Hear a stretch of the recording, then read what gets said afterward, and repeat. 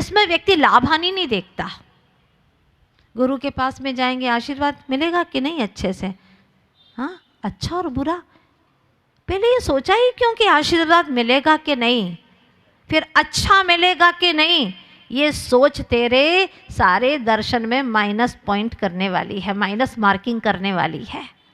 सहज भाव से मैंने उनके गुणों को प्रणाम कर लिया, विनम्रता से। इनकी जैसी वितरागता विरागता मेरे जीवन में भी आए। प्रभु वो क्षण कब आए, बस इतनी भावना ही तो काफ़ी है आपकी। वहाँ गए, प्रत्यक्ष में दर्शन किया, फिर ये क्यों कि अच्छा दो, देखो उनको दिया आशीर्वाद तो उनके तो वारे न्यारे हो गए वो लोग, तो हाँ बहुत पनप गए। क्या है ये सोच को बदल दो। हमारा वीतराग धर्म है, प्रभु कृतकृत्य हो गए, कुछ लेते न कुछ देते, कोई प्रयोजन नहीं, और इसी मार्ग पर संत साधु चल पड़े हैं। हम स्पष्ट ये बात कह रहे कि हम भी आपको कुछ नहीं दे पाएंगे, लेकिन ये बता देंगे कि हम तुम्हें कुछ नहीं दे सकते, तो और क्या तुम्हें देंगे। भगवान तुम्हें कुछ नहीं दे सकते ये बताने के लिए आए, और ये बात तुम्हारे दिमाग में जज गई, कृतकृत्यता के प्रति श्रद्धान हो गया, तुम सम्यक दृष्टि हो जाओगे, अनंत संसार के दुख समाप्त हो जाएंगे। इससे बड़ी उपलब्धि और क्या चाहिए तुम्हें। जिसने प्रभु की वितरागता पर श्रद्धान कर लिया, उसका अनंत संसार का छेद हो गया। नहीं हमें तो कुछ दे दो, ठीक है, एक घर बन गया, बहुत अच्छा बहुत अच्छा। तो अपने नमन का फल क्या विचार कर रहा है कि घर बन गया। ये सोच ही गलत है। तुमने न गुरु के न प्रभु के स्वरूप को पहचाना है, और नहीं पाप पुण्य को पहचाना है, कर्म रहस्य को जाना नहीं, और आत्म स्वरूप को पहचाना नहीं। जिसने इसको पहचान लिया वो सारी पर दृष्टि को खत्म करता है, और जिसने पर दृष्टि समाप्त की उनके चरणों में नतमस्तक हो जाता है श्रद्धा से। बस वहीं से उसके मोक्ष मार्ग की शुरुआत हो जाती है। ये सामान्य नहीं है जिन दर्शन। षट दर्शन में जिन दर्शन आता है, और जिन दर्शन में सभी दर्शन शास्त्र को जानने वाले ये जानते हैं कि जिन दर्शन में ईश्वर करता नहीं होता। भगवान कुछ नहीं करते। जो कुछ नहीं करते मतलब अच्छा भी नहीं करते किसी का, तो बुरा भी नहीं करते। ऐसा कौन है महाव्यक्तित्व, ऐसा कौन सा महान आत्मा है जो पर की ओर दृष्टिपात नहीं करते। अद्भुत एनर्जी का सोर्स है उनके पास में। मैं उनके चरणों में जाना चाहता हूँ, मैं जानना चाहता हूँ उनके पास में, क्योंकि उन्होंने कहा ऐसा तू भी है। मतलब मैं किसी पर से प्रभावित होता नहीं, और पर कोई मुझे प्रभावित कर नहीं सकता। अगर हो रहा हूँ तो ये मेरा स्वभाव नहीं, मेरा विभाव प्रणमन चल रहा है। ये बात जिस दिन से समझ में आ जाती है, अपने स्वचतुष्टय को पहचान लेता है, और सारे दुख उसके तिरोहित हो जाते हैं। हर पल जीवन की घड़ियां बीत रही हैं। कहा है ना, घटे जीवन की पल पल घटे जीवन रे, घटे जीवन की पल पल घटे जीवन रे। समझ मनवा लूटे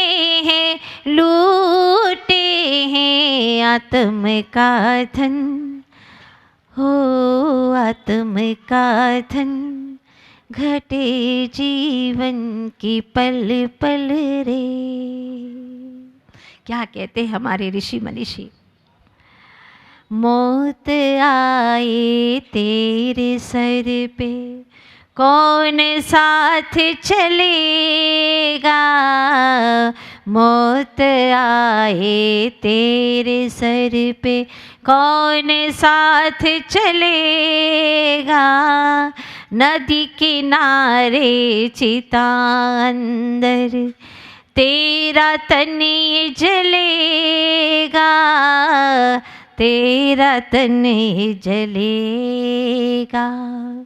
प्रभु प्रीत में कर देना, कर देना, कर देना जीवन अर्पण कि घटे जीवन रे, घटे जीवन कि पल पल घटे जीवन रे। बस इस पल मेरा कोई दुश्मन नहीं, मेरा कोई बिगाड़ नहीं कर रहा। अंतरात्मा से ये तय करो, विश्वास करो कि मेरा कोई बिगाड़ नहीं कर सकता। मैंने ही गलत कुछ किया था, आज पलट करके कर्म मेरे ऊपर बरस रहे हैं, मेरी ही गलती है और किसी की कोई गलती नहीं। प्रत्येक आत्मा से, अंतरात्मा से क्षमा भाव धारण कर लिया, अपने आप ही जीवन की प्रवृत्तियां बदलने लगी। क्यों, कैसा हुआ? कुछ दिन के बाद में मिला, मैंने उससे पूछा क्यों कैसा लग रहा है? माता जी बहुत अच्छा, 50% तो इतना अच्छा हो गया, हर दिन अच्छा अच्छा मैसेज मिल रहा है। कहाँ से मिल रहा है? अपने ही परिणामों से। जब तू यहाँ तक आ सकता है तो और पुरुषार्थ कर चेतन, एक दिन तो भगवान हो सकता है।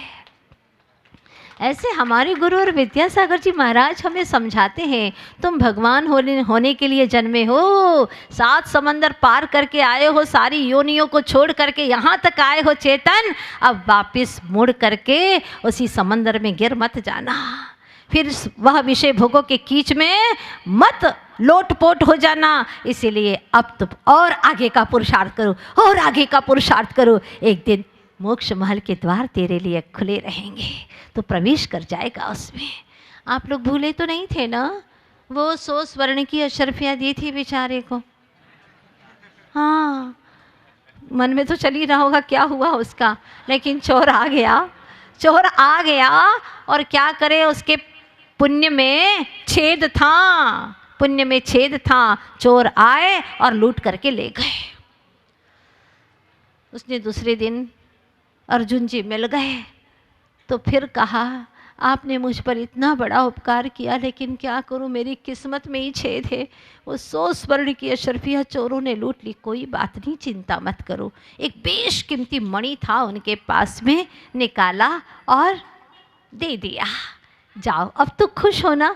बहुत अच्छा, आपने इतनी बड़ी करुणा की मुझ पर। मैं सोचा बहुत थका मांदा हूँ और पत्नी भी सो चुकी है, क्यों ना इसको हिफाजत के साथ में रख लूँ, और जब सवेरा होगा तो प्रातःकाल सुप्रभात में ये खुशखबरी सुनाऊंगा अपनी पत्नी को कि देखो मैं यह बहुत अनमोल रत्न लेकर के आया हूँ, इससे तो मेरी सारी दरिद्रता मिट जाएगी, सारी मेरे जीवन की परेशानियां हल हो जाएगी। और जा करके उसने पुराने मटके के अंदर रख दिया।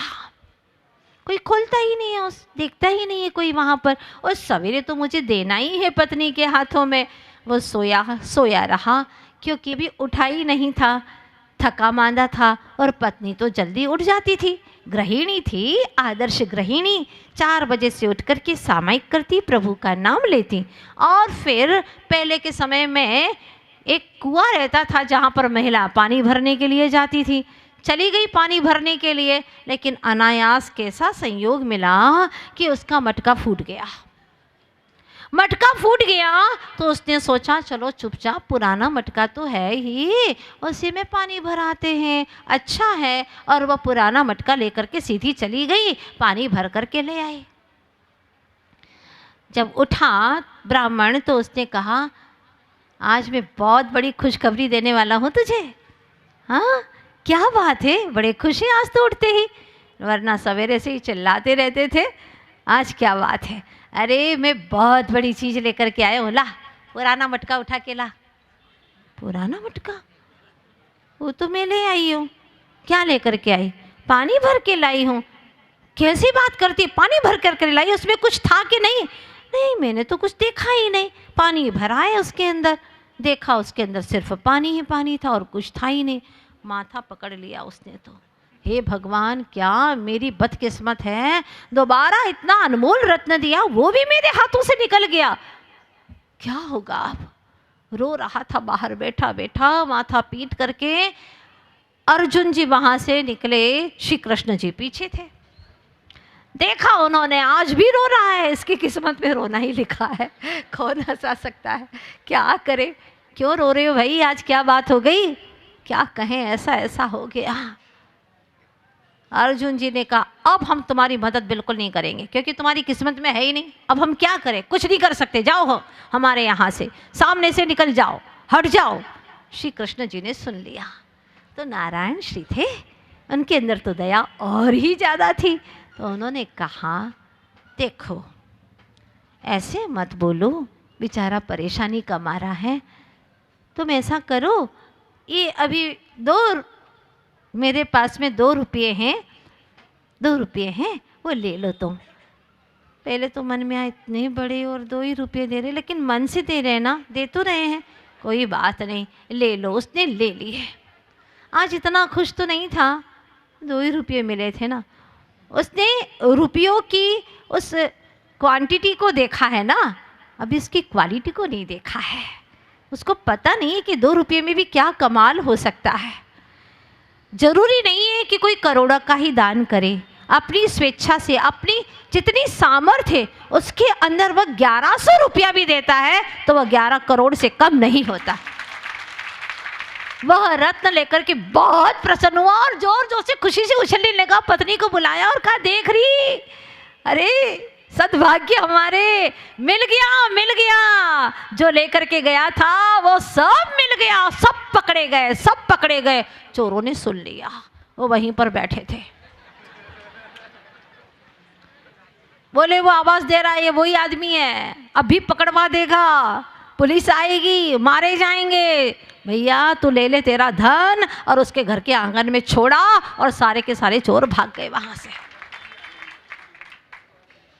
कहानी आपको बहुत अच्छी लगी होगी ना। हाँ, क्या 2 रुपये का कमाल था। सच में 2 रुपये का कमाल नहीं था, अपने भावों का कमाल था। अगर तुम औरों के लिए कुछ करते हो तो तुम्हारा जीवन आनंदित होता है, औरों का बुरा सोचते हो तो तुम्हारा भी बुरा होता है। कहते हैं ना, औरों के लिए जो मरता है, औरों के लिए जो जीता है, औरों के लिए जो मरता है, औरों के लिए जो जीता है, उसका हर आंसू रामायण, प्रत्येक कर्म ही गीता है।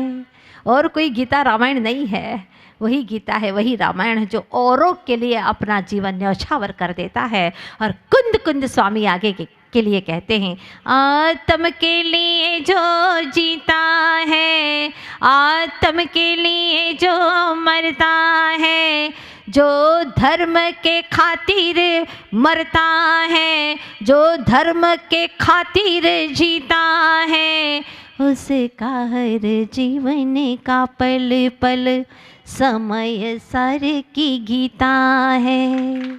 हर पल उसका समय सारमय होता है। चेतन आगे बढ़ो, हर पल सदुपयोग करो, अशुभ से शुभ में आओ और शुभ से शुद्धता की ओर शनि शनि कदम बढ़ाओ। और भावना करो कि हमारा यह जीवन प्रातःकाल प्रभु की भक्ति के लिए मिला है, दोपहर का काल फिर तुम अपने आवश्यक कार्यों में परिवार की सेवा परोपकार के लिए मिला है, तो शाम संध्या का समय फिर तुम्हें आत्मचिंतन के लिए मिला है। आत्मचिंतन करते करते शयन करो तो जागते हुए उठोगे, सुप्रभात होगा तुम्हारी जिंदगी का। राक्षस की योनि में नहीं जाओगे, बौद्धिक संबंध भी नहीं होंगे। और भावनात्मक में होता है कि सबका अच्छा हो, किसी का बुरा ना हो, किंतु इससे भी आगे का एक और संबंध है, और वह संबंध है आत्मिक संबंध, आध्यात्मिक संबंध। उसमें संपूर्ण रूप से सर्वस्व समर्पण कर दिया जाता है। नान्यः शिवः शिव पदस्य मुनीन्द्र पंथा, भक्तामर महाकाव्य जिसका एक एक अक्षर मंत्र स्वरूपा है, क्योंकि भक्तामर का कोई भी श्लोक ऐसा नहीं है जहाँ पर मंत्र ना हो। मतलब हर श्लोक में 4 अक्षर जरूर मिलते हैं, म न तर, म न तर मंत्र। हर श्लोक में, किसी भी श्लोक को उठा करके देखेंगे, सब में 4 अक्षर तो जरूर मिलेंगे, जिसका हर अक्षर बीजाक्षर है। इसीलिए कहा गया है मंत्रों में सबसे बड़ा मंत्र महामंत्र है, और यात्राओं में सबसे बड़ी यात्रा संवेदाचल की यात्रा है। और और अनुभव की अपेक्षा से सबसे बड़ा आत्मा का अनुभव है, तो स्तोत्र में सबसे बड़ा महास्तोत्र भक्तामर स्तोत्र है, जिसे देश ही नहीं विदेश में जैन क्या अजैन लोगों के आप सुनेंगे ऐसे ऐसे समाचार प्राप्त होते हैं।